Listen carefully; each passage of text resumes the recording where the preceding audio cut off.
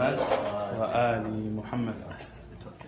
أعوذ بالله من الشيطان الرجيم. بسم الله الرحمن الرحيم. In the name of God, most merciful, ever merciful, and may God's peace and blessings be upon His holy Prophet Muhammad and the purified members of his household and progeny. Allahumma salli ala Muhammad. Brothers and sisters, Assalamu alaikum wa rahmatullahi wa barakatuh. So welcome to this fifth lesson in the series on general prophethood. As we mentioned in the last lesson, this series of 10 lessons is actually split up into smaller series related to specific topics pertaining to general prophethood. So the topic that we started in the last lesson had to do with Isma or infallibility, and we said that it's going to be stretching over 3 lessons. So we covered the first lesson, and we're going to do a very quick recap of the main points, and then we'll continue where we left off, inshallah. So this is the second lesson, and the third one, again, like we saw with the first topic, the third lesson is going to be more about possible questions and objections related to everything we're covering in the last lesson and in this lesson.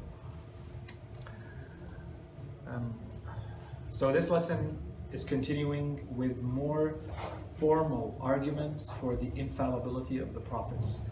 And we'll make this distinction based on what we presented in the last time. We said the author is concentrating more on the infallibility of revelation itself, as opposed to the infallibility of the prophets, right? So we said while both are under the general heading of infallibility of prophethood, the first lesson had more to do with this chain of transmission.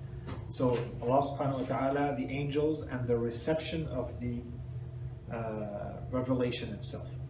In this lesson, we're going to start talking about the infallibility of the prophets themselves.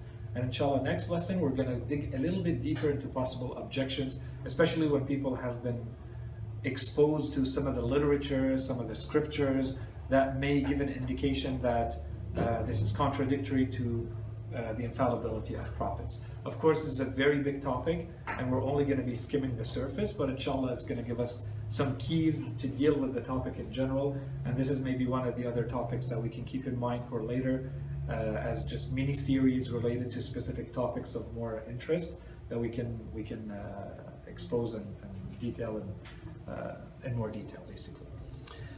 So the outline of this lesson, following a quick introduction of the lesson. So we said the last lesson that we had, and we'll do a very quick recap, but the last lesson, the ending of it was a transition into this lesson. So the introduction of this lesson takes where we left off.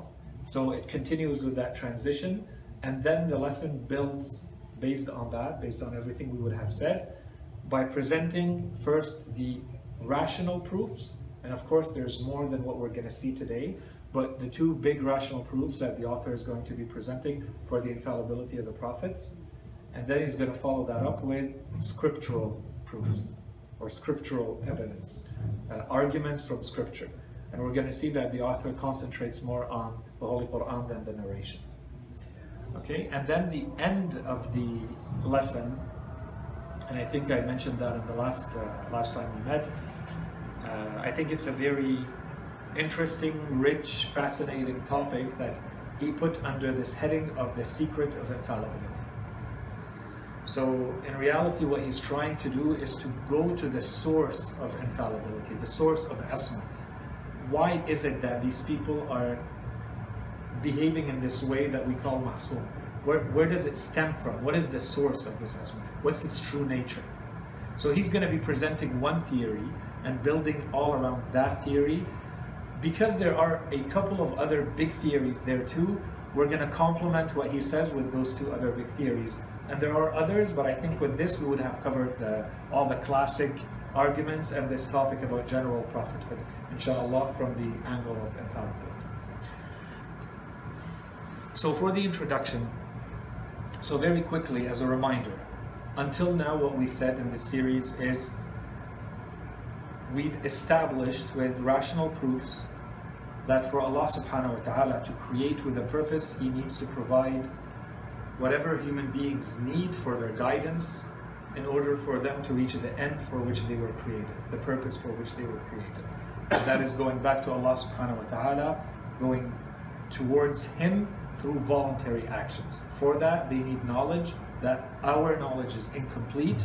It requires something more safe, more secure, more guaranteed, and we gave the conditions for that, and we said that is only under this general heading of revelation. It has to be with a divine intervention. The source has to be divine. So once we established the necessity of revelation, or the necessity of prophethood, then we started looking into this chain, this revelation coming from Allah subhanahu wa ta'ala all the way to human beings.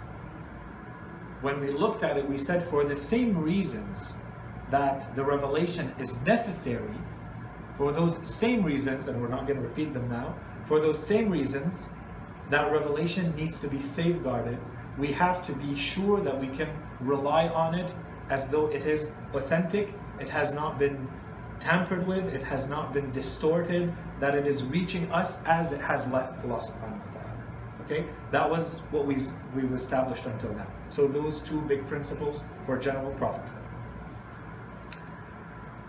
So based on what we said, we not only established that the revelation the content of the revelation has to be safeguarded, but the chain of transmission, which is made up of angels and prophets. So we've already discussed the angels. We said that they have to be these trustworthy messengers of the message, and we explained the arguments for that. And we started talking about the prophets. So today we're going to continue about the prophets specifically. A couple of points that were mentioned towards the end of the lesson last time. There were 3 points, so I want to concentrate maybe on one of them a little bit more. Had to do with the definition of infallibility. What do we mean when we say infallibility? So we said it's not enough just to say someone has not sinned. We can imagine many scenarios where someone has not committed a sin, but they would still not fall under this type of infallibility that we need in the theological discussions we're having. Someone, for instance, may have been born and unfortunately, subhanAllah, they die very quickly after they're born. So they die in a very young age. That person has not had time to even perform a sin. So they have left this world without any sins. Does that fall under infallibility?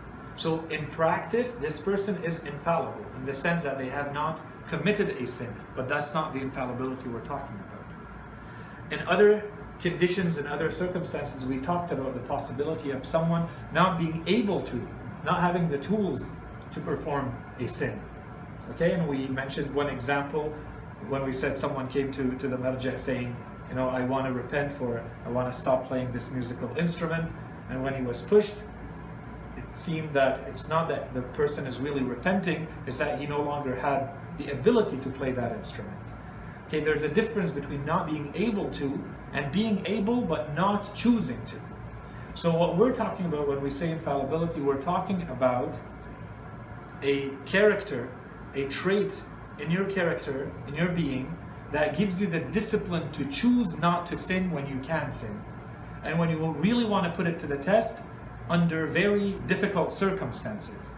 This is when you put it to the test and you see, is the person going to maintain that infallibility or not? And inshallah today we're going to mention a couple of examples in the cases of prophets and peace upon them all, or sometimes in the imams. We're not going to be talking about that yet. It will come later, where we see the difficulties in which they were put, to put them to the test, to the full test. There's always a test, and this is where the infallibility really shows through. And then this is going to open the door, and inshallah we're going to talk about that directly in the next lesson, which is, where is the merit of these people? If we're saying that they have a divine grace, that they have this trait that comes to them from Allah subhanahu wa ta'ala being infallible, so what is their merit? How can we say that they have any real value or merit or esteem? And the key is going to be, well, do they have the choice to sin and to do good, and they're choosing the good or not? That's going to be the key.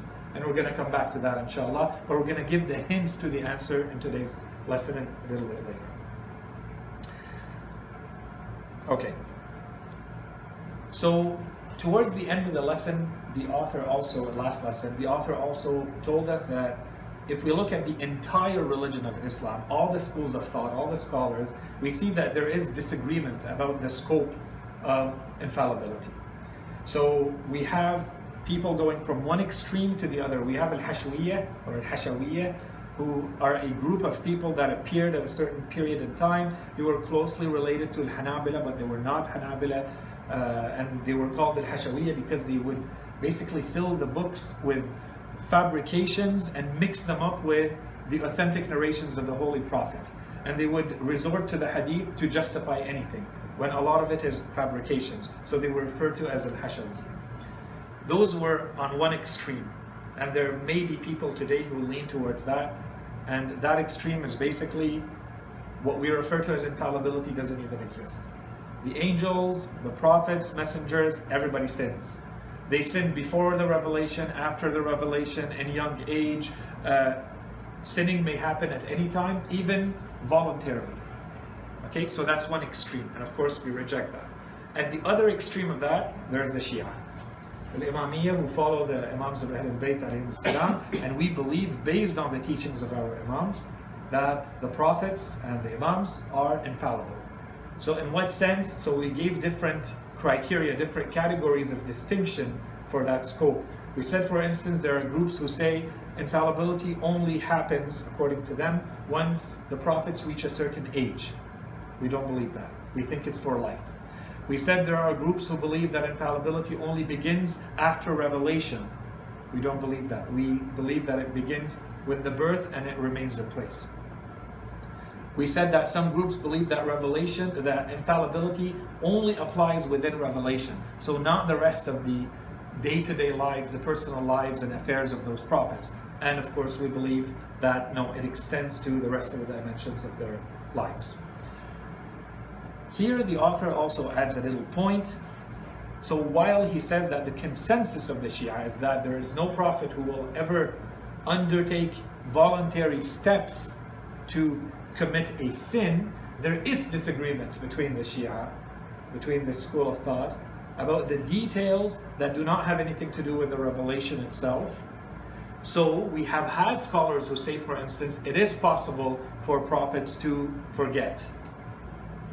So today there may be scholars, for instance, who say there is a group of people who meet the Holy Prophet or who meet a prophet at a certain time, and then months later that prophet may forget the name of one of the people that he met. This has nothing to do with the revelation. No one should be using that against a prophet in the sense that it puts in jeopardy the mission of the prophet. So no one is going to come back and say, therefore the entire mission is cancelled or nullified. Okay?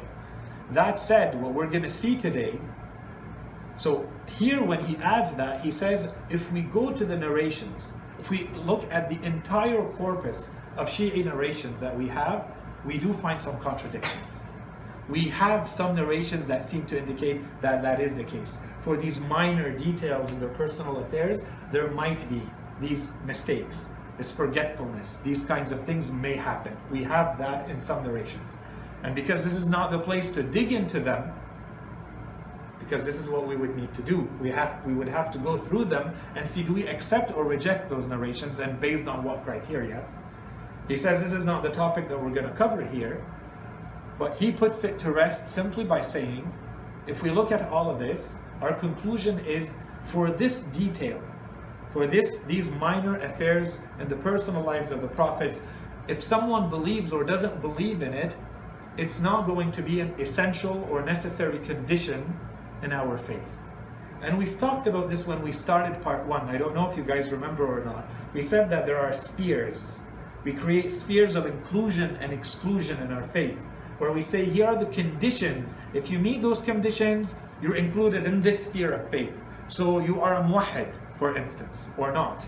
You are a Muslim or not. You are a Shi'i or not, right? And you go more and more restrictive by adding more and more conditions. So when a scholar says, in the fiqhi sense, or from a legal perspective, or from a theological perspective, when they say this is not a condition, when this is not an essential criteria of faith, what they're saying is, if someone does not believe in this item, in this article of faith, it does not automatically put them outside our sphere of faith. Okay? So here he's saying if someone does not believe, this is his opinion, other scholars may disagree with this. If someone does not believe that the prophets are infallible in all of the aspects of their lives, revelation and personal affairs, major and minor, this does not necessarily exclude them from the Shia faith. You can't say this person is not Shi'i because they do not believe in the infallibility of prophets in this minor detail. This is his opinion. This is his verdict at the end. Now I will add that this is not the verdict of every scholar. We have different opinions on this. And the second point I will add is, and this is something to keep in mind for us beyond this lesson, when we find that a scholar gives this type of verdict, when he says this is not an essential factor or article of faith, does not necessarily mean that this is what they believe. So I'm not saying that this author is saying that he does not believe in the full continuum of infallibility of the prophets. He may believe that prophets are infallible in minor details of personal lives as well as everything else. But he's saying if someone does not in this detail, I do not exclude them from the faith. This is two different things. So one of them is more of a legal verdict that he's saying this is where the sphere of our faith, of our madhab are drawn. And the other one is what I believe. And here are my conclusions and my arguments. And what we're going to see in the lesson, and I'm not going to spend too much time on it after I'm mentioning the point here, especially if you go back to the book and you read it, what the kind of infallibility that he's establishing in this and that we're going to establish absolutely covers the entire spectrum. Okay, so what we're going to establish is the full spectrum. Here we're only adding this detail, which is if someone does not believe that infallibility extends to the personal affairs that have nothing to do with the aspects of revelation and the mission of a prophet, this does not exclude them from our madhab, from our faith. Okay, that's the point. So as we said, if, and the author says this, there's a lot of narrations related to infallibility or non-infallibility of the prophets in different spheres. And of course, we add to that, there are many verses of the Holy Quran. The problem with the Holy Quran is that it's always open to interpretation. And what happened is, if we go to the other schools of thought, they also relied on the Holy Quran. And they also relied on their narrations. So what we believe happened is, because they did not go to the source, they did not ask Ahlul Bayt alayhim as-salam about the true meaning of these verses. And inshallah, we're going to talk more in detail about those specifically in the next lesson. That's what the lesson is about. So here he mentions very quickly in passing, the reason why the Shia have a consensus and believe in this type of infallibility that we do not find in the other schools of thought is because they follow the Imams. It's because they follow the teachings of Ahlul Bayt, who have taught their Shia that this is the infallibility, the rank or level or degree of infallibility that we find in the prophets, as well as in the Imams, and perhaps to even higher degree. Okay? So that's one. And as we said, for the Holy Quran, what we'll see, he mentions very quickly, he says, so inshallah I kept this for the next lesson, although it's only mentioned here. He says, for example, for what he says is, so if the Shia have believed in this type of infallibility, it's by following their Imams. For instance, the very famous dialogues or discussions or polemics that Imam Rida alayhi salam had in the presence of al-Ma'mun, and he just stops there without mentioning the sources or referencing that. So inshallah we'll make time in the next lecture to at least read, if not the entire, there's two famous ahadith that you find in Kitab al-Ihtijaj and Uyun Akhbar al-Rida. We'll mention them quickly, we'll read them to see at least the gist of what the Imam is saying. When the Imam is being questioned by al-Ma'mun or al-Juhm, he's being questioned about the infallibility of one prophet after another, basically by going back to specific verses of the Holy Quran, and how Imam Rida alayhi salam answers one after the other to show, did Adam alayhi salam really sin or not? Did Yunus alayhi salam really sin? Did Dawood alayhi salam really sin? Did Yusuf alayhi salam? Okay, and so we'll go into those specifics in the next lesson, inshallah.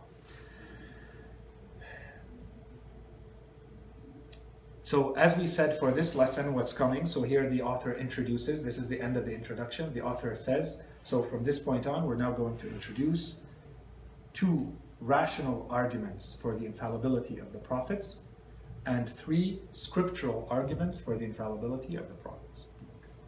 So scriptural coming from the scriptures. And don't forget everything we said until now about how we have not really established that the Holy Quran is a reliable, autonomous, separate source of knowledge yet. That will come. So yeah, we have to park this dimension of the discourse for now. But for someone who actually believes in the Holy Quran, then this is what we're gonna see 3 different arguments that can be used from the Quran, and there are dozens of them. Okay, so let's start with the rational proofs.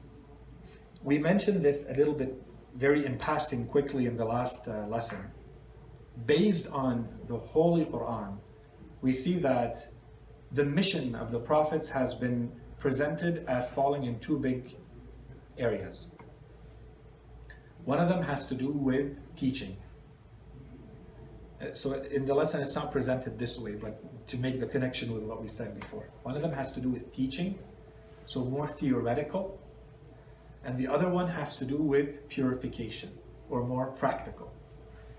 So on one dimension they are sent to guide people in theory, and on the other side they are sent to guide people spiritually and practically. So, if we go back to the main argument that we presented, we said that the purpose of revelation is for human beings to be guided. For me to be guided, I have to have access to a reliable, trustworthy source of information. So any act from this person who is supposed to be the personification of that message, who is supposed to be the messenger coming to me with that message, coming to me with that communication. Any act from them that makes me doubt the validity of that message cannot be accepted. And it was mentioned in passing very quickly. It was based on an intervention last week, but this is exactly the argument, and it's very commonsensical. So the first argument to show the infallibility, to prove, to argue for the infallibility of the prophets, is that if they were not infallible, to use a negative version, if they are not infallible, then it defies the purpose of sending prophets at all. If the prophets are going, so if we take examples, if the prophet is going to forget, and people realize that he forgot, then they're going to say, well, how am I supposed to rely on the rest of the message that you're giving me, because you may also be forgetting some portions. If he makes mistakes, then how am I supposed to rely on the rest of the message and be sure that you have not made mistakes in the rest of the message? So if Allah subhanahu wa ta'ala allows those kinds of mistakes, those kinds of matters to happen, let's say forgetfulness for instance, and these are only the simpler versions of what would defy or contradict infallibility. What if those prophets are telling people, this is how you're supposed to conduct yourself, this is what Allah subhanahu wa ta'ala expects of you legally, this is what's binding, and yet they intentionally sin? This is the real argument. So if you are the person who's supposed to be carrying this message and you sin, that's it, it invalidates the whole message. Especially because the message has a spiritual dimension. Okay, so in philosophy they'll tell you, don't attack the person, always look at the content. The content may be good, but in the case of revolutionary spiritual messages, where you're expecting human beings to sacrifice so much and to shift their thinking and their worldview, to let basically everything go and to follow them, I need someone who's worthy of being followed. I cannot have anything that puts that message in doubt. So anything that makes me doubt that message has to be rejected. Otherwise, it defies the divine wisdom, the divine purpose of sending prophets and revelation in the first place. Okay? So that's the first. So one way to present this argument is to say, based on hypocrisy. So the argument from hypocrisy is basically saying, well, if you're saying don't do it, but you're doing it, you're being a hypocrite, I can't follow you. And therefore it invalidates your entire message. Okay? So that's one way to put it. The other one is unreliability. I cannot really trust that what you're telling me about the message is true. If you lied here, you may lie everywhere. If you sinned here, you may sin everywhere. You may do it for personal reasons. You may have forgotten. You may have been mistaken, and so on and so forth. So that's the first message. That's the first argument. So rational argument to argue for the infallibility of the prophets. And this is more at the level of theory. So this is for me to be able to rely on the message at a theoretical level. The other dimension, which is the practical or the spiritual. These prophets, these messengers, the other part of their mission, the other part of the reason why they were sent is tazkiyah. يُعَلِّمُهُمْ وَيُزَكِّيهِمْ or يُزَكِّيهِمْ وَيُعَلِّمُهُم. This purification. How are you supposed to purify me if you are not in complete control of your faculties, of yourself? If you have not reached a higher level of purity, spiritual rank than I have, how can I rely on you? If I can pinpoint gaps in your character, how can I follow you? And this is supposed to be at the level of humanity. So this becomes even worse when we take into consideration that there will be human beings who will have, without the prophethood, without the benefit of this external intervention, divine intervention, they will be of exceptional moral character. There will be human beings who have a very noble character, people who have amazing discipline, people who are always leaning towards spiritual purification. How are those people supposed to follow someone who is of a lesser rank than they are? So this is more of at a practical level. In order for the prophets, in order for the messengers to fully perform their duties, they also need to lead by example without any words. Okay, and we're going to see a couple examples of that to make that point a little bit more clear. Yeah. Can I ask you? The more you explain this, the more the Shaykh sounds very altruistic and very idealistic. And it seems like the less something is idealistic or altruistic, it's actually the exact opposite happens. It finds more followers. Well, so it becomes. How would you answer that? Yeah, it could become paradoxical. Is flawed, it seems that, yeah. It could become paradoxical. So there are people who are looking to follow the ideal, the value at its highest level of purity. So this is very attractive for human beings. And there are people who are going to find fault with this and say this is not practical. This is not something that we can actually apply. And this is a point where we touched on, and it was a lengthy question where we answered it in a few minutes, I think 2 or 3 lectures ago, lessons ago. And the idea was basically how are we supposed to, and inshallah we're going to come back to that again, how are we supposed to follow role models who are at this high level of infallibility if we know that we will never be able to attain that? And so we gave an answer from multiple perspectives. And I think one way to put it is exactly like you're saying. It could be used as an argument against. And another way to put it is it's actually a blessing for humanity, for Allah subhanahu wa ta'ala to have sent us role models at this level of perfection. Because if it was lacking, it would create other problems.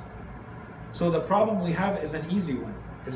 It's such a high level of perfection that it may look like it's too idealistic for us to be able to emulate. Really, that's what it comes down to, right? And the reality is that it's not. And inshallah, we're going to talk about that in this lesson. Towards the end, we're going to talk about the nature of infallibility. What it gives us, and I hope that this is going to become clear, what it gives us is that we can aspire to an infinity of ranks of perfection. Which is not the same as saying it gives us an ideal that is unattainable. It is attainable. But we have to understand that what's being presented to us is an infinity of ranks. We may aspire to the lower ranks and we may aspire to the higher ranks. And inshallah, it'll become clear with what we're going to present, the three theories of the source of infallibility, and then you can tell me if it helps to answer that question. Did you understand my my question was, why is the less idealistic movements more popular? I think there's historical reasons, not Okay, so only you- rational ones. Okay. I think otherwise, if people really understand, I'll give you an example. In the Muslim world, although there is, if you go into the theology, the details of theology, and I mean, what's the percentage of people who are going to do some scholarship about theology? If you talk to the commoners who have not studied theology, and you talk to them about, let's say, their love and their attachment to the Holy Prophet and the Muslim world in general, they are ready to melt in this entity which is the Holy Prophet, because of the perfection that they think he represents. So human beings in general are always going to be attracted to the ideal. I think it's when you go into the details and you show the inconsistency, it doesn't sit well, but then you have an ideological system. Okay? So inshallah we can add more to that. The last point here is, and the author makes it, and we've already mentioned it, so I'm not going to spend too much time on it, but the author also adds to this, especially the second part of the argument is, of course, the importance of action versus words. It's one thing for me to try to guide you with my words and my teachings, my theories. It's another when you see my conduct and you see how do I actually carry myself. So the prophets can come to the people with all the teachings, the theoretical teachings in the world.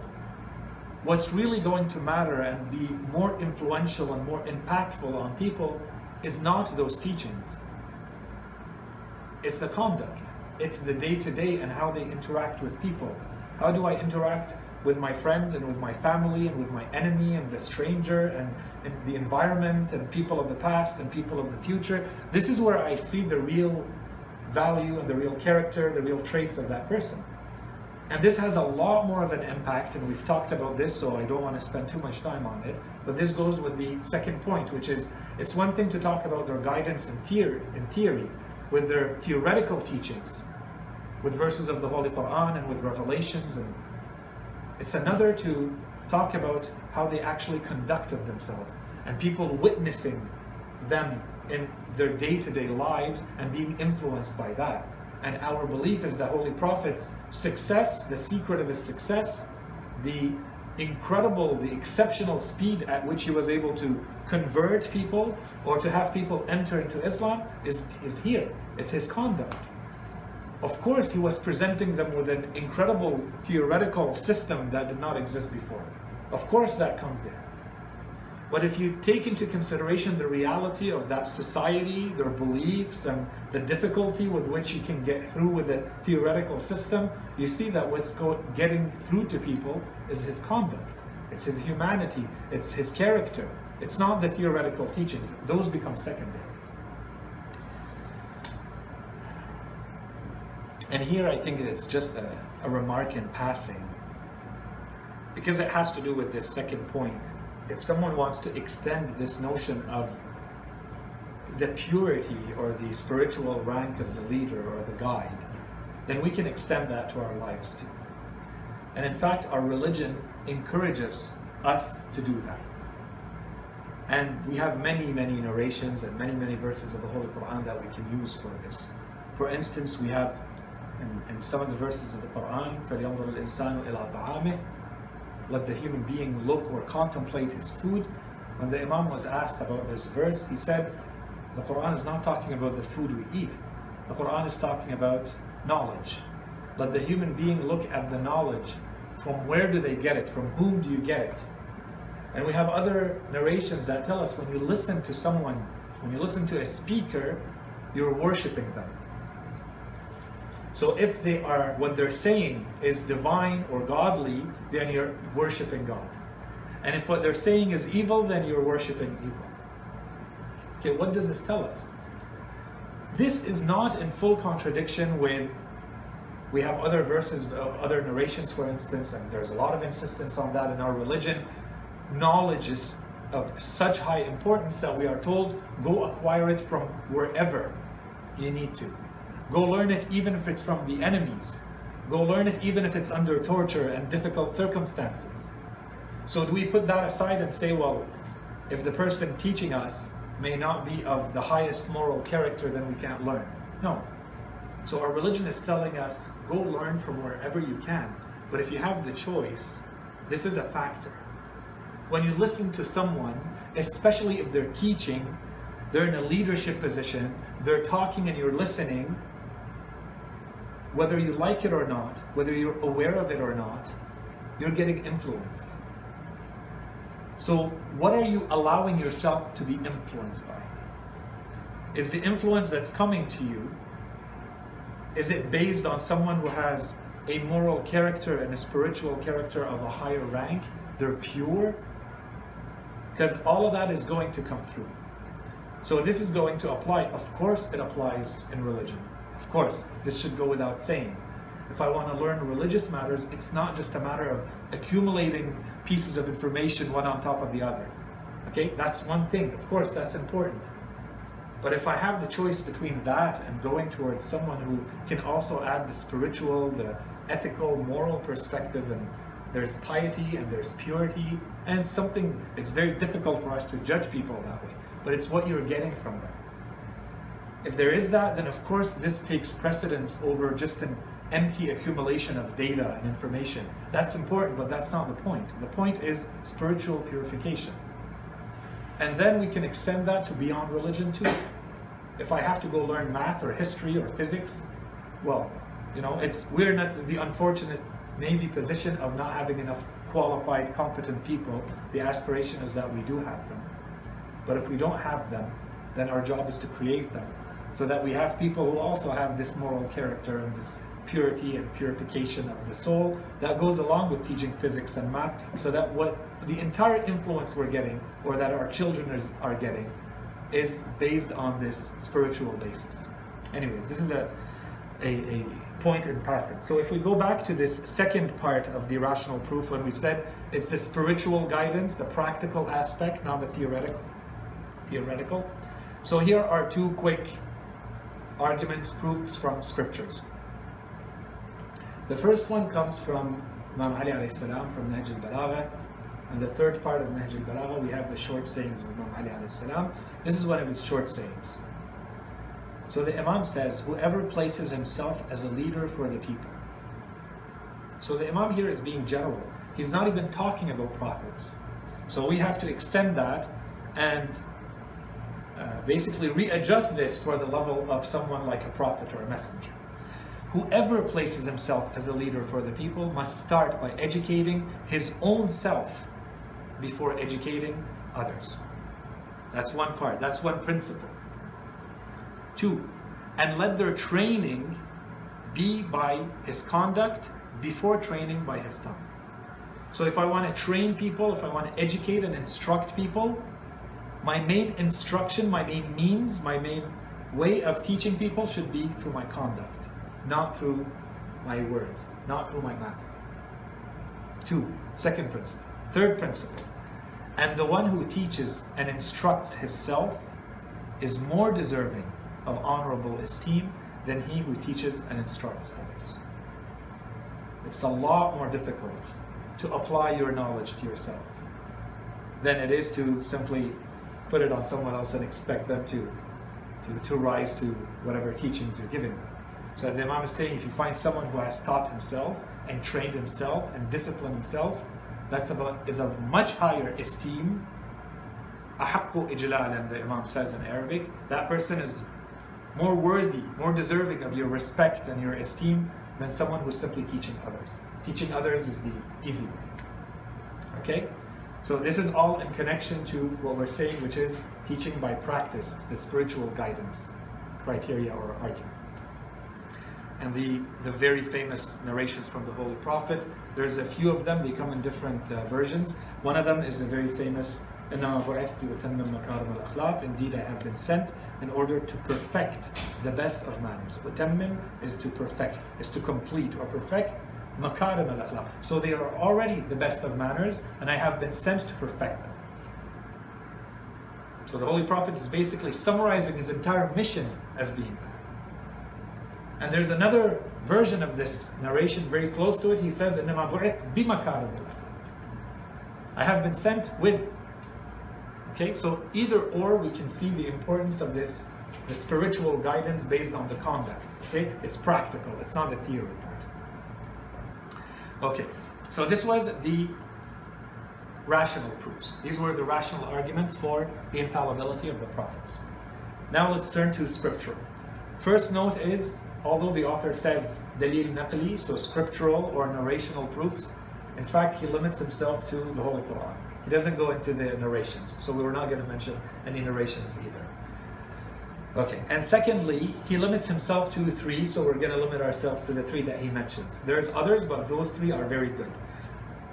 If one understands them fully, these are very good arguments from the scriptures that allow us to establish the infallibility of the prophets. Proof number 1.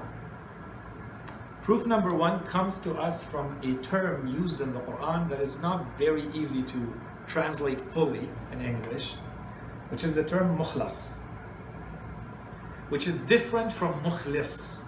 Okay, I'm not going to get into the Arabic reason or the Arabic explanation, grammatical explanation. One is ism fa'il, one of them is the subject. Mukhlis is the subject. I'm the one performing the action of the verb. Mukhlis is someone who is seeking to or making themselves sincere and pure, because ikhlas has sincerity and purity. Okay, so someone who makes themselves sincere and pure, they are mukhlis. They're sincere and pure, or they have made, and I'm intentionally adding the subject, the pronoun, they are making themselves sincere and pure. That's mukhlis. This doesn't help us for infallibility. But we also have in the Holy Quran mukhlas. And this comes again and again in the Quran in different places. Mukhlas is someone, it's passive, it's in a passive form. It's someone who has been made. From the outside, they have been made sincere and pure. This is different. There's a guarantee from Allah subhanahu wa ta'ala in the Holy Quran that those people can be referred to as mukhlas, people who have been made. So obviously the implied here is they have been made by God. They have been made by God to be sincere and pure. And of course this is a much higher rank, and it doesn't come out of the blue. It doesn't come, and we can get to that in the objections in the next week. Why is it that those people get this divine grace or this additional rank? So of course they are mukhlis. They are way past mukhlis. They have done all the ikhlas that they can on their own, and Allah subhanahu wa ta'ala has added this stamp of approval from Himself by telling everybody else, those people, I am guaranteeing their sincerity and purity, I have made them so. Okay, so these are 2 completely different ranks. So we start with the principle, the verse that brings it all together. We understand the main teaching through this verse. And the verse is fascinating. So this is the story of Iblis, the story of Satan. Towards the end of the story, when Allah subhanahu wa ta'ala has asked him and the rest of the angels to bow down to Adam alayhi salam, and he refuses. And then there's an exchange. And then he swears that he is going to deceive all human beings, because it's as a result of not bowing down to them that he has been kicked out of the divine mercy. So he swears, and the verse in Surah Sa'd says, and I swear, and see the terminology that he uses. This is why our scholars always say, see the level of knowledge that Satan has. See how when he swears, when he wants to show that he's speaking with emphasis, how he chooses his words. He swears by the might of Allah subhanahu wa ta'ala. بِعِزَّتِكَ. I swear by your might that I am going to deceive every last one of them. And then he adds, except those who have been made sincere and pure. Why? Is it because he's nice? Is it because he wants to limit the damage that he can do? Is it because he doesn't have the energy? Because he knows that this is where his ability stops. He has no power over those people. While he can deceive everybody else, those people are outside of his area of work, his area of power. So he doesn't even waste time on them. And that's why the verse says, I will surely tempt or deceive or dupe or beguile every one of them to evil except your servants among them who have been made sincere and purified.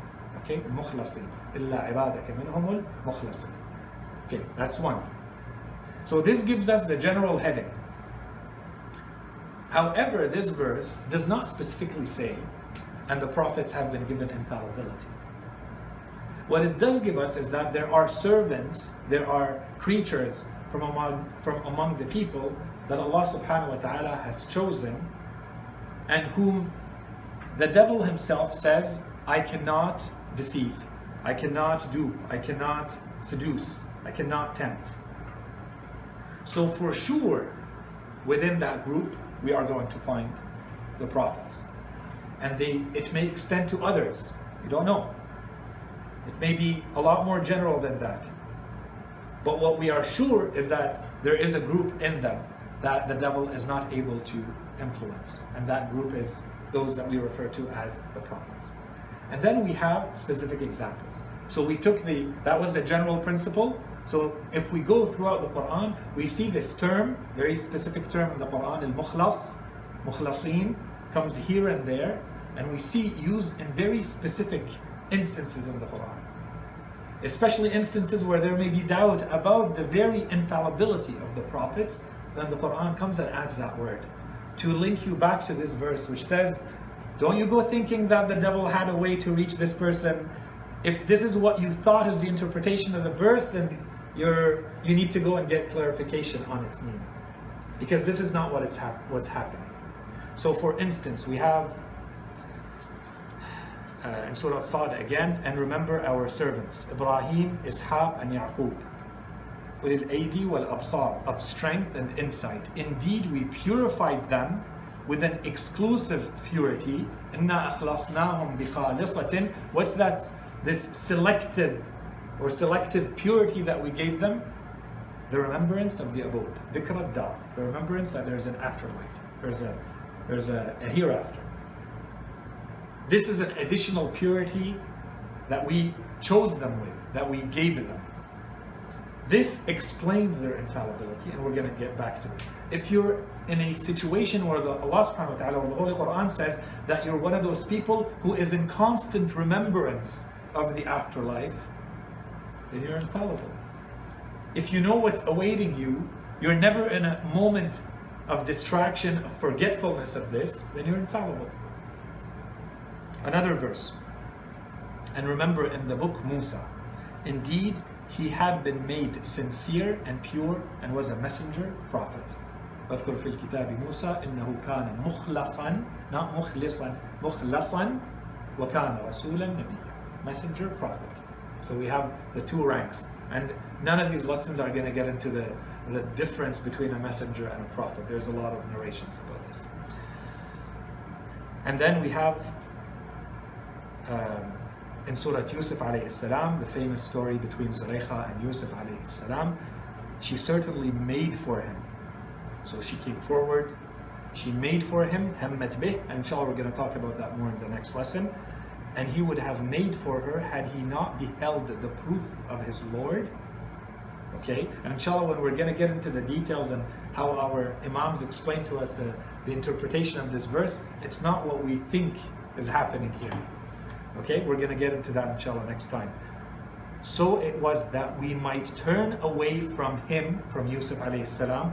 We might turn, Allah subhanahu wa ta'ala says, we might turn away from him evil and indecency. Why? He was indeed one of our servants, made sincere and pure. إِنَّهُ مِنْ عِبَادِنَا الْمُخْلَصِينَ. So if you're about to interpret this verse as he may have been tempted but then he didn't, then you missed the point. If he was tempted, it means there was an evil implication here, an evil influence, an evil desire, and then he had the discipline not to go there. No, he did not even go there. Okay, because he's mukhlas. He's not mukhlas. He's not someone who is fighting the urges and he may win and he may lose. He's out of a higher rank, and we're going to explain again when we're going to talk about the secret of infallibility. What do we mean by that higher rank in a moment? Okay? So we're not saying that he's incapable of. He is capable. But he chooses not to, and we're going to see why. Okay, so the first group of verses of the Quran had to do with this notion of ikhlas under the term mukhlas. Second group of verses, and only one is mentioned in the lesson, but we can add more. The second group of verses has to do with the absolute unconditional obedience that human beings are supposed to have towards prophets. Allah subhanahu wa ta'ala, when He tells us to obey someone, He always asks conditions. And in our religion, we always have conditions. For me to follow a scholar, there are conditions that have to be put in place. And if that scholar suddenly no longer meets one of those conditions, I no longer follow them. Allah subhanahu wa ta'ala says, obey your parents in the Quran. Respect them and obey them. But then it says, but if they ask you to ascribe partners to Allah, do not obey them. The Quran adds conditions. وَإِنْ جَاهَدَاكَ عَلَىٰ أَنْ تُشْرِكَ بِي مَا لَيْسَ لَكَ بِهِ عِلْمٌ فَلَا تُطِعْهُمَا. Okay. The Quran always adds, it doesn't give this absolute authority to anyone over anyone. So when it does, then we have to be careful. How come this person just got an absolute authority? It means Allah subhanahu wa ta'ala is considering them as a full representative of Himself. Therefore, they're guaranteed. I don't need to put any conditions. If you're following them, مَنْ أَطَاعَ الرَّسُولِ فَقَدْ أَطَاعَ اللَّهِ. Whoever obeys the Holy Prophet, they have obeyed Allah. End of story. We've established the infallibility of the Prophet. Or this verse of the Quran that says, we have never sent a messenger to any people but to be obeyed by Allah's permission. إِلَّا لِيُطَاعَ بِإِذْنِ اللَّهِ. We have never sent a prophet except so that everyone obeys them. This is an absolute obedience. There are no conditions. If Allah subhanahu wa ta'ala says you obey that person without any conditions, it means they're infallible. Allah subhanahu wa ta'ala is giving me a guarantee that I can rely this person blindly. Okay, so this is a second group of verses in the Quran that can be used. This is a second scriptural argument for the infallibility of the prophets. The last one, the argument about or from injustice. So there's a whole theory in the Holy Quran about justice and injustice and what it means. In our terminology, usually when we say injustice, we're usually referring to someone transgressing on the right of someone else. But in the terminology of the Holy Quran, this is not how injustice is used. Injustice is first used for someone who transgresses the rights of Allah and commits an injustice towards themselves. That's why the Quran says, whoever trespasses the boundaries of Allah, وَمَن يَتَعَدَّ حُدُودَ اللَّهِ فَقَدْ ظَلَمَ نَفْسَهُ. They have committed an injustice against themselves. Okay? So this comes back again and again, this theory of injustice. So that's a premise that's not mentioned in the book. So we have to keep it in mind. If we understand how injustice is used in the Quran, it's dhulm is basically any sin. Any movement that goes against what Allah subhanahu wa ta'ala has established in terms of a system. Now we go to the story of Ibrahim alayhi salam in Surah Al-Baqarah. There is this whole back and forth between Ibrahim alayhi salam, Allah subhanahu wa ta'ala. His story is scattered throughout the Quran. At this point, Ibrahim alayhi salam has been put through numerous tests. And in our narrations, they explain to us that by this time, he had reached the status of prophethood. And then he reached the status of being a messenger, which is of a higher level. And now he has just been made an imam. Because he passed the last of the highest tests that Allah subhanahu wa ta'ala has made him go through. The Quran refers to them as words. Okay? Ibrahim is being tested with words. The majority of opinion is when he was asked to put his son and as though he was going to kill him. This is that was the end, the final of the tribulations or the tests that he had to go through. Others say it's otherwise. In any case, here he is towards the end of his life. And Ibrahim alayhi salam, Allah subhanahu wa ta'ala says, and when his Lord, the Lord of Ibrahim, tested Ibrahim with certain words. and He fulfilled them perfectly. فَأَتَمَّهُنْ. He didn't only fulfill them, He fulfilled them to completion, to perfection. فَأَتَمَّهُنْ. This is when Allah subhanahu wa ta'ala says, He said, I am making you the imam over people. إِنِّي جَاعِلُكَ لِلنَّاسِ إِمَامًا. I am now going to make you an imam over all people. قَالَ وَمِنْ ذُرِّيَّتِي. This is the etiquette of prophethood. He wants to ask, but he doesn't ask. He wants to request something from Allah subhanahu wa ta'ala, but he doesn't directly. So he makes it as though it's an innocent question. What about my progeny? And this is something that comes back in again and again in the Holy Quran for Ibrahim alayhi salam. He's always asking about his progeny. He's not asking about his direct son or his direct sons. He's asking about his progeny to Yawm al-Qiyamah, as we have in certain verses. So he says, you have made me an imam. What about my progeny? Allah subhanahu wa ta'ala does not answer directly. He doesn't say yes, no, some of them. He doesn't say any of that. He gives a general principle. He says, لا ينال أحد الظالمين. My covenant cannot be reached by those who commit injustice. Okay, so now imamah has been used by Allah subhanahu wa ta'ala as a covenant, and this covenant cannot be given except to someone who has never committed an injustice. And if we understand how the Holy Quran uses injustice, which is committing any sin, then this criteria, this condition to apply to anyone to become an imam at this level, and we have it in the Holy Quran where the Quran refers to some of these prophets and some of these messengers as imams. Now we have the condition. So it's a very high level of infallibility. Okay, so these are three different categories of verses, and there are many others that can be used scripturally to establish evidence to argue for the infallibility of prophets. Now we reach the last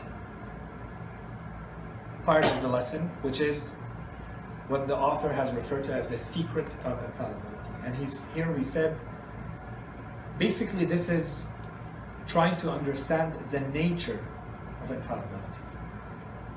Where does it come from? Where does it stem from? What is the source of this character trait that gives these people this kind of discipline and makes these people make these choices? So as we said, the author here is going to present one theory, and we're going to complement it with two others, okay, quickly, but to give the full picture. Here the author splits, and it's important to do this. He takes this secret behind infallibility and splits it into two questions, or two sub-questions. The first one has to do with revelation. So it's to close the loop on the discussion that we started in the last lesson about this chain of transmission. We want to close the loop on it. And then the second question is, what about outside of that chain of transmission in the rest of their lives? Why is it that these people do not commit sins? What's preventing these people? What's the secret preventing these people from actually committing sins? So first, let's close the loop on the revelation. What did we say? We said there's a chain of transmission for that revelation to go from Allah subhanahu wa ta'ala to reach human beings.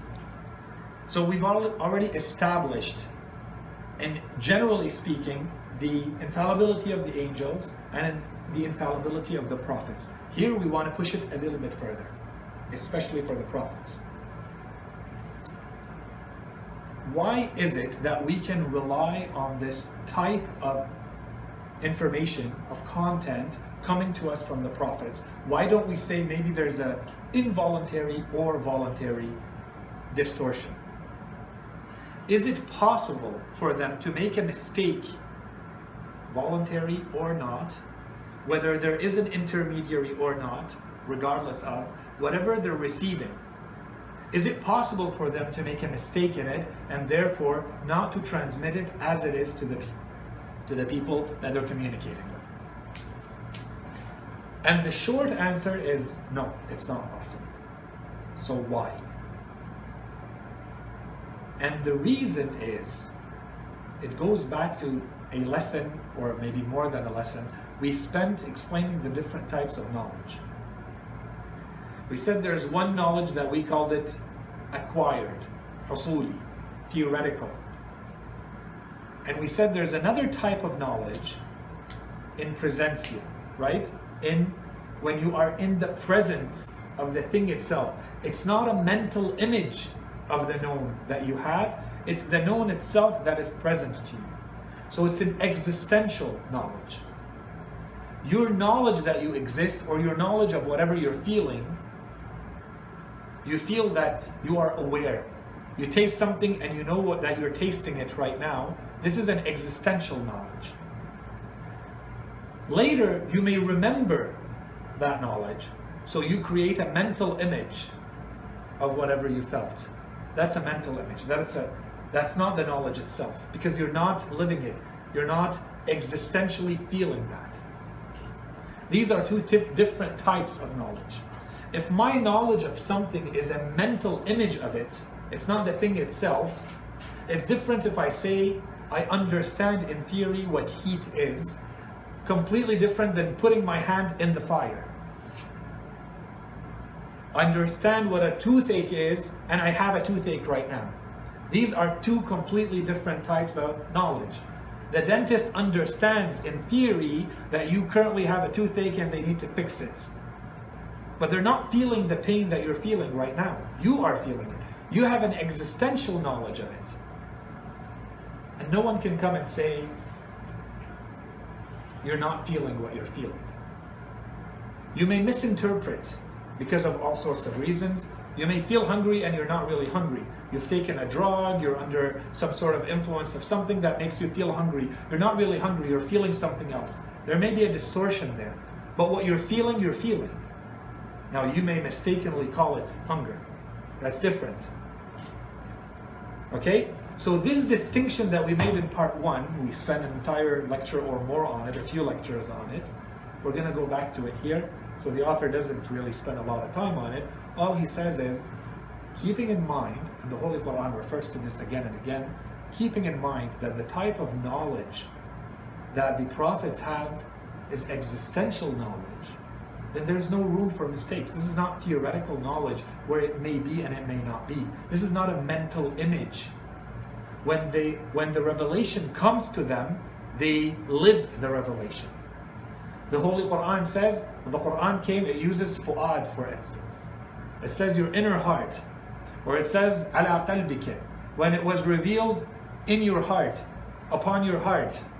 The Messenger Allah subhanahu wa ta'ala sends Jibreel with the message, ala qalbika.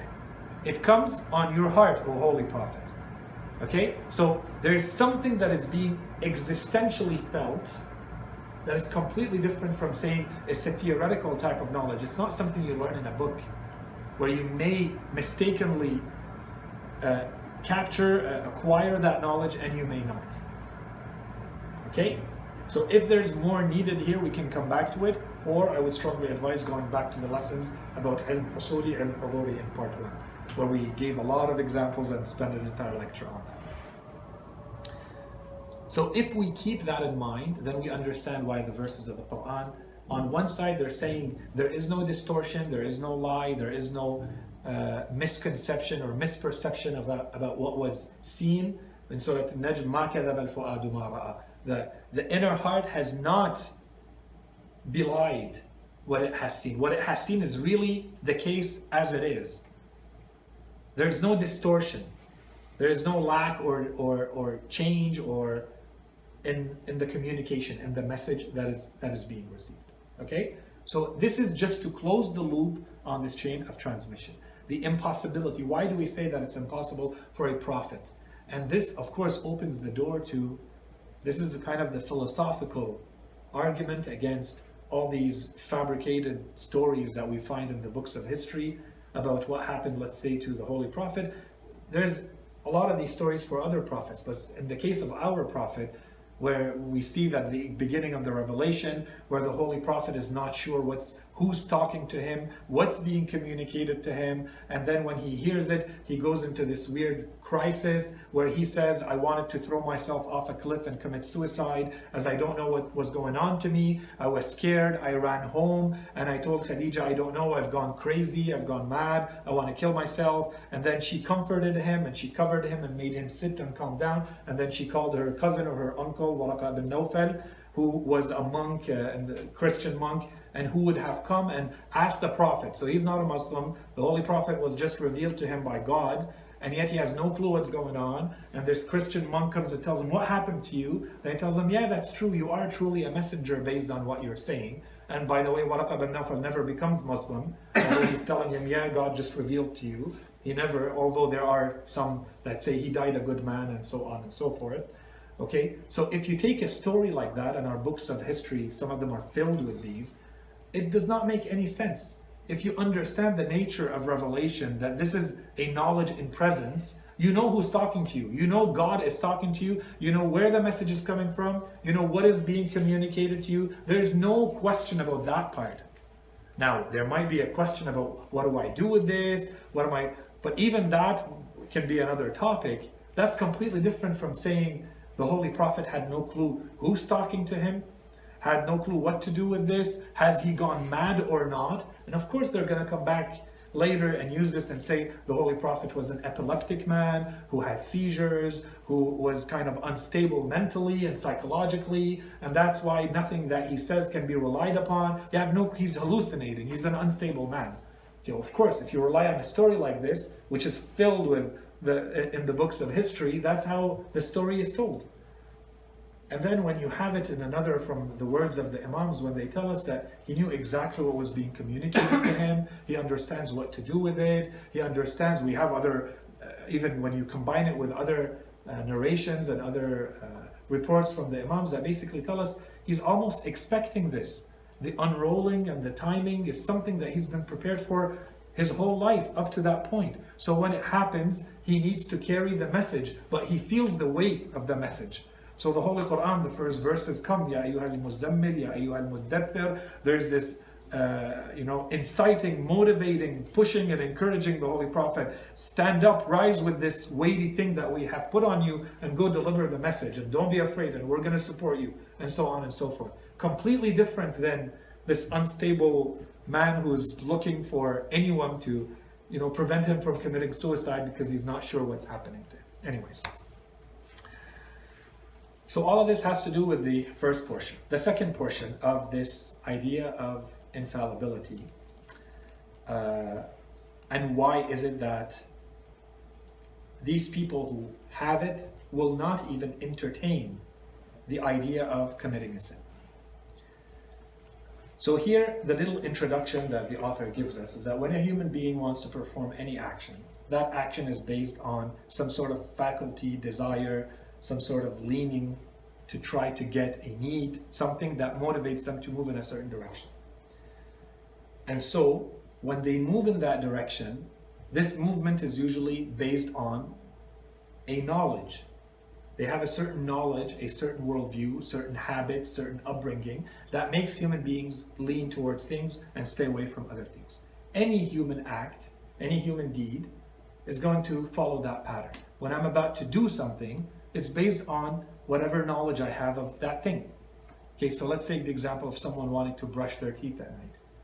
I may be lazy and decide not to brush, or I may brush, but both of them are based on knowledge. Now we're going to add another dimension to it.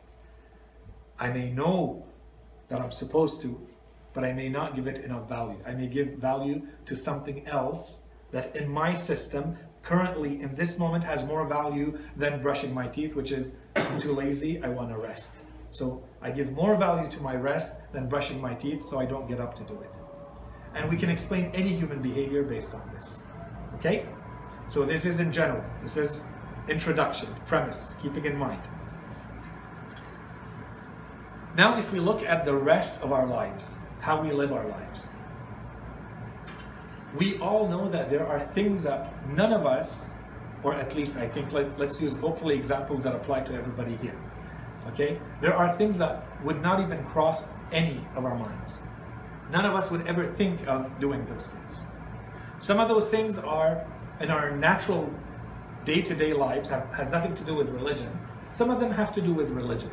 We all have, as human beings, we all have red lines. And they're different from one person to another. What may apply to one person may not apply to another. For example, someone, if they work as a cashier somewhere, it may never cross their mind to put their hand in the cash register and take a little bit of money and put it in their pocket, whether there is a camera there or not. Someone else, they may put their hand and take, but what's preventing them is the camera. Okay? These are red lines that are different for different people.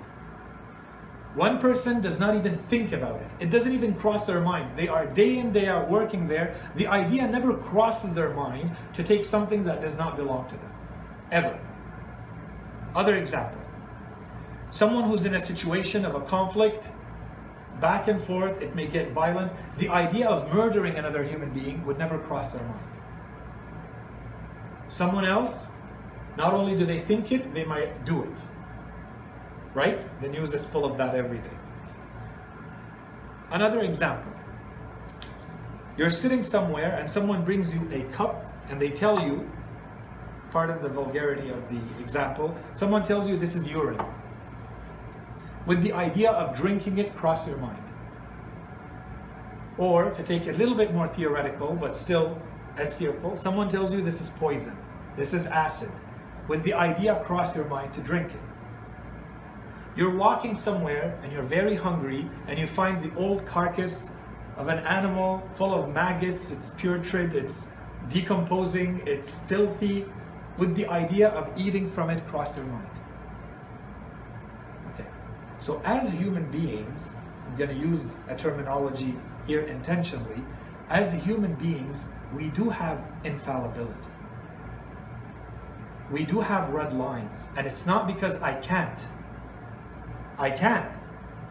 But based on my system and my worldview and my knowledge, and this is the key, my knowledge of what's in this cup, my knowledge of what I'm seeing, the idea of making any steps towards this does not even cross my mind. It may even be very repulsive to me. It's ugly, it's disgusting. I'm repulsed by it. So for someone else, a sin looks like that. It's not because they can't. It's because, as we said, they're seeing the reality of the sin. They have access to a type of knowledge that shows them the true ugliness of that sin, of that act, which is completely different from having theoretical knowledge about it. I know that lying is haram. I know that cheating is haram, in theory. We have one of our scholars who says, we all know that a dead body doesn't do anything, but how many of us are willing to lie down beside it for a night all alone, in a room all alone? Not a lot of people. We know, but we know in theory. We don't have faith that this is really, we still have some doubts because of our system of knowledge, because of our system of belief. If you have a system of knowledge or belief that allows you to see the reality of these things as they truly are, then you're not going to embark on them. Which tells us what? Which tells us that this is a gradation. I have levels of infallibility, and you have, and every one of us has. They're just at different levels. What may cross someone's mind may not cross someone else's mind. And someone, the idea may cross their mind, but they would never think of actually really doing it. They just think about it, and someone else is actually going to fight, do I do it or not? And to another person, they're not even going to think about it, they just do it. Okay, now we're starting to see very different levels of this infallibility. So if we want to rely, and this is a theory that's presented by the author, if we want to explain infallibility based on knowledge, this is what it looks like. If I am infallible, if I am ma'soom, it's because of the type, the kind of knowledge, and the degree of knowledge that I have. So the difference between me and the real ma'soom is that the kind of knowledge they have is a completely different level. They have existential, in presence knowledge, and the degree is a completely different degree. But we get a glimpse of it in our lives. So it's not that impossible to fathom and to imagine. Okay? And then, so this is, we have, I don't know if I added them here. We don't have them. We do have in certain, I thought the lesson would be too long if I added all of those. We have in certain of our, and many of our narrations, especially that have to do with ethics and morality and the nature of sinning and how believers are and their states when they're sinning and when they're not sinning. For example, we have a narration where the Holy Prophet is talking to Abu Dhar, and he tells him, for the believer committing a sin is like stepping under a hanging rock that may fall at any time when they step under it. So for someone like Abu Dhar, the example works. Maybe for someone like me, the example doesn't. Because I can never imagine myself in a situation where I see the danger of the sin as being of that reality. If I really saw a rock and I saw that it could fall at any time, I would never walk under it in real life. But on the metaphorical, the analogy that the Prophet is giving me, it may not work. Because I cannot imagine the sin as being of that type of danger. But Abu Dhar would. Okay? Another example we have is from Imam Sadiq alayhi salam, who says that the speed with which the sin can harm people is faster than the speed or worse than when the knife goes through the skin or your flesh, the flesh of a man. Who amongst us would be ready to just take a knife and stab themselves? No one. The Imam is saying the sin is like that or worse. But that's for someone who really sees the danger of the sin. If I don't see the danger, of course I can commit. If I don't know that this is poison and I think this is water, if I don't know that this sin is this kind of, resulting in this kind of danger, of course I'm going to do it. It's based on my system of knowledge. And then we have, and I encourage you all to go back and read the sermon of Al-Muttaqeen, the sermon of Al-Pious, in Nahj al-Balagha of Imam Ali alayhi salam, where he describes the states of those who are really pious. And he says how it is as though they are in heaven right now. They have seen hell, and it is as though they are in it right now, and they have seen heaven, and it is as though they have entered it right now. Of course that person is living in a completely different state than I am. When they go into prayer or they go into fasting or they they recite a dua or read Quran, their state is not going to be the same as mine, who's only, repeating the words and going through the ritual, but I'm not feeling anything. Or when I do this thing, I don't feel anything. They feel that they're burning in hell. There's something that scares them. The khutbah, not the sin. The khutbah, the sermon of Imam Ali alayhi salam, was enough to kill the man to whom Imam Ali alayhi salam was describing those who are pious. In the khutbah, he asked the Imam, describe to me those who are pious. And the Imam described piety as it truly is. And the man died at the end. And he says, this is what pure or real advice does to those who can really understand it. This was the ending of the khutbah and what Imam says, and he stopped and he didn't finish the khutbah. This is not someone who performed the sin. He just understood what the Imam is saying about those people. Okay?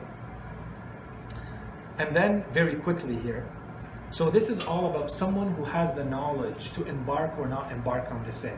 What about the rest? What we're talking about are people who have an infallibility that protects them from mistakes and forgetfulness and the rest of their lives. So what do we do with that? This is what's covered, and we talked a little bit about that, under the divine grace. This is where we need this divine guarantee from Allah subhanahu wa ta'ala. No one can be protected there. We cannot have a guarantee ourselves from someone who is protected from every dimension of never committing any mistakes, never forgetting, never failing, never gaps in their conduct. I'm not talking about voluntary things, involuntary things. The person may think that they're doing the right thing. Based on everything, they know they're doing the right thing. Practically speaking, they've never committed a sin voluntarily. Involuntarily, we don't know. But this is outside of what we expect of a normal human being. But this is what's given to prophets. And this is why Allah subhanahu wa ta'ala can say, and they are perfect. You can follow them in everything. I have to guarantee that perfection, and he adds from himself so that they never fall into a situation where this happens, because it creates problems for the revelation, for the message. So this is where the divine grace comes in. This is where we add. There is a part of it that is the person and their discipline and all the effort they put in, and they're choosing. And we're going to explain it with two more theories very quickly. And then there is the divine grace that comes and complements this in the case of these people, which are the prophets and the imams. That's why we can say, and they're perfect. That perfection could not be guaranteed by the person themselves without that divine grace. And that's why, of course, we have many, many narrations, for instance, talking about how Ruh al-Qudus is Ruh al-Qudus, in some of our narrations, it's Jibreel alayhi salam. In other narrations, it's a creature greater than all of the angels that protects the believers, or that was always with the Holy Prophet, or. And this is an additional divine care. Allah subhanahu wa ta'ala says, you struggle for me, and I add grace, and from my grace, from my generosity, from my care, I add to you and I support you in return. So of course, in the case of messengers and prophets and imams, this is at another level. So this is a recognition of the divine care. Of course, we see that from the prophets themselves. They're always asking Allah subhanahu wa ta'ala not to leave them be to their own autonomous powers and faculties. They're always asking Allah subhanahu wa ta'ala, لا تتركني إلى نفسي طرفة عين أبدا, and so on and so forth. Do not let me be just with my own faculties. I need your constant support, I need your help. Last point here is, of course, as people get more knowledge, so all of this was based on the type of knowledge you have. As people get more knowledge, of course more knowledge allows you to act better, but it comes with more responsibility. So the expectation is higher. You have to act in accordance with that knowledge, otherwise it's used against you. Okay, so that's a topic on its own that we're not going to get into right now. Very quickly, two things. We now presented a theory of infallibility based on two things, based on one thing, which is knowledge. Now we want to, this is what was in the book. We want to complement it with two more sources of infallibility, based on other theories. One of them is the person who is infallible actually feels the presence of Allah subhanahu wa ta'ala with them at all times. Someone who feels the presence, let's put the knowledge aside. Knowledge is maybe theoretical and all of that. This is another theory.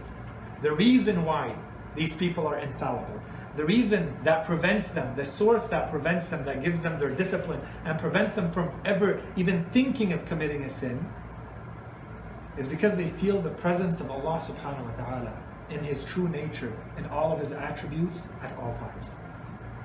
So this is one example, very quick example, from Dua Arafah, on the day of Arafah, from Imam Hussein alayhi salam, when he talks with Allah subhanahu wa ta'ala. He says, how can your existence be evidenced by that which is dependent on you for its existence? Can anything other than you have a manifestation that you lack?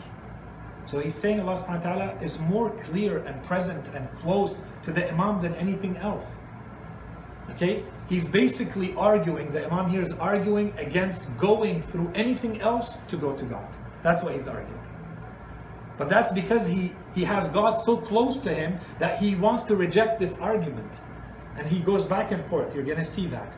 Can anything other than you have a manifestation that you lack? When were you ever absent so that you need evidence pointing towards you? Or when did you become far so that your traces become that which lead to you? Blind is the eye that does not see you watching it. And at lost is the deal of a servant who failed to allot a portion of it for your love. Oh my God, you have ordered us to return to the traces, basically your traces, your signs. And the Imam is basically saying at the end, I don't want to return to the traces to come back to you. He says, I return to you Oh my God, you have ordered us to return to the traces, so return me to you through the garb of light and the guidance of the heart's vision. I don't have time to explain this now. So that I return to you from them the same way I entered towards you from them. Too protected in my heart of hearts to look at them, and too full of pride with determination to rely on them, for you have power over all things. Okay, so this is an example of being in the presence of Allah subhanahu wa ta'ala, and that in itself prevents you from even thinking of this sin. The last example that we have very quickly is the theory based on love. If you love someone, you do nothing that they dislike, and you try to endear yourself to them. You try to do things that they love, not things that they dislike. You try to impress them. You know their preferences. You want to know more about them so that you can fulfill those needs that they have better. So if you are an infallible with that kind of relationship to Allah subhanahu wa ta'ala, you're not going to ever do anything that you think Allah subhanahu wa ta'ala dislikes. You have a relationship with Allah that is based on a lover, with a beloved. Okay, so this is the third theory. So the third theory, and this is only one example from Dua Abi Hamza, Imam Sajjad alayhi salam. We can find it in Dua al-Kumayl from Imam Ali alayhi salam. We can find it in the whispered prayers of the lovers of Imam Sajjad alayhi salam. Oh my God, even if you tied me with the chains and deprived me of the stream of your bounties from among the witnesses and pointed to my scandals before the eyes of your servants. So the Imam is explaining all the kinds of punishment that he may expect on the day of judgment based on one's own sins and one's own shortcomings, and he says, you're making me go through all of this and ordered that I be thrown in hell and separated between me and the righteous ones. I would still never cut my hope in you, nor would I ever deviate my ambition and forgiveness away from you, nor would your love exit my heart. Okay, so this is in those, not in this life, in the comforts and the ease of this life.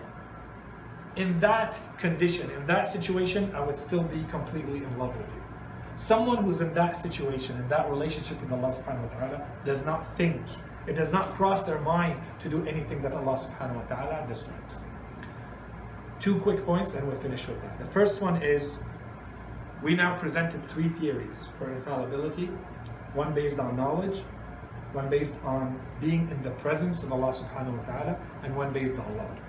The reality is we're cutting them up into 3 for analytical reasons. What we find in prophets and imams is that all of this is present at the same time. That's one.